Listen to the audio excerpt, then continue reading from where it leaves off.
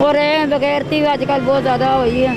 मरद वगैरह जी बदतमीजी से रेंदे हैं और पांगेबाजी करते रहंदे ने, कभी छेड़ा छाड़ी कभी कुछ मैं ना बदतमीजी ना गाला कढ़दी हैं, ये नहीं हटते।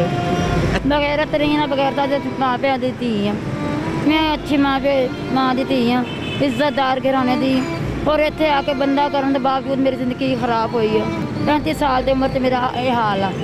35 साल मेरी उम्र है और नाने दादियाँ वर्गी शक्ल हो गई है। कोई मैनू जिन्हों कहा पेशाब करा दो कहना 50 रुपये दे, जिन्हों कहा मैनू टट्टी करवा दो कहना 100 रुपया दे दे। अस्सलाम वालेकुम नाज़रीन, मैं हूं आपका मेज़बान अब्दुर्रहमान। हदफ में आप सब लोगों को खुशामदीद। और मैं आपको आज मिलवाऊंगा पाकिस्तान की उस बेटी से जिसकी उम्र सिर्फ अभी 35 साल है, लेकिन वो शक्ल से और जिस्म से 80 साल की बुज़ुर्ग खातून लगती हैं।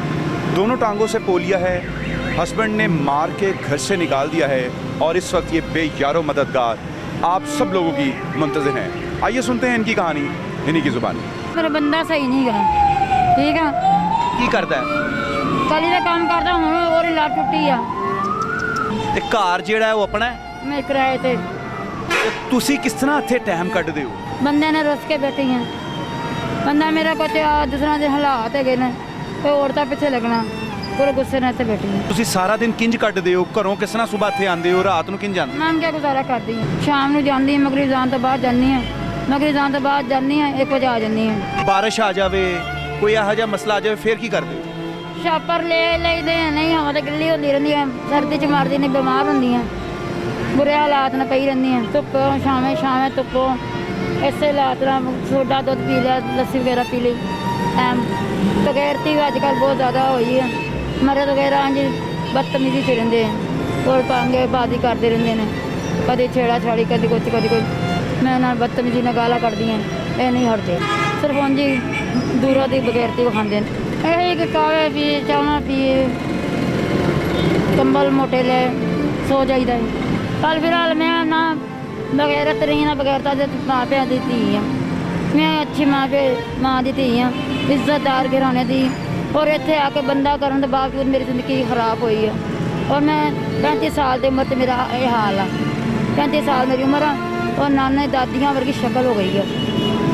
इंज हो गया है, बाल चिट्टे निकल आए, टेंशन लेके कि मेरे घर का बंदा कितना सी कि मैं रोटी पानी देगा, सलूक रखेगा, दवाई गोली देगा, बीमार नूं लेके जाएगा, वो मेरे हथों में दिंदा, वो आप परेशानी च मैं रहंदी है।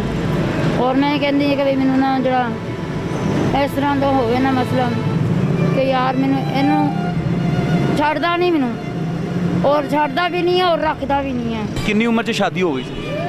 मेरी शादी तो कम से कम बहुत हल्की उम्र से हुई। कीड़े मेरे जिस्म ने पे गए, ना पाकी की वजह तो, ना पलीती की वजह तो, ना नहाने वाला कोई नहीं, कपड़े धोने वाला नहीं।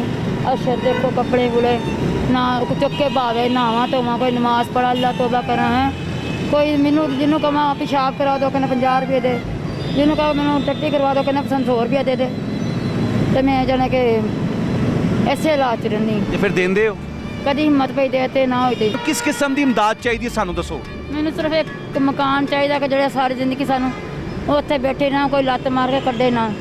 दिल दहला देने वाली कहानी है, मसीहा की मुंतज़िर हैं और आप सब लोगों के सामने ये इस वक्त अपील कर रही हैं कि इनको एक छत मिल जाए और इनके पास जो साजो सामान है एटलीस्ट ये ऐसा इनको मिल जाए कि जिससे इनकी मदद हो सके। अपने मेज़बान अब्दुर्रहमान को इजाज़त दीजिए।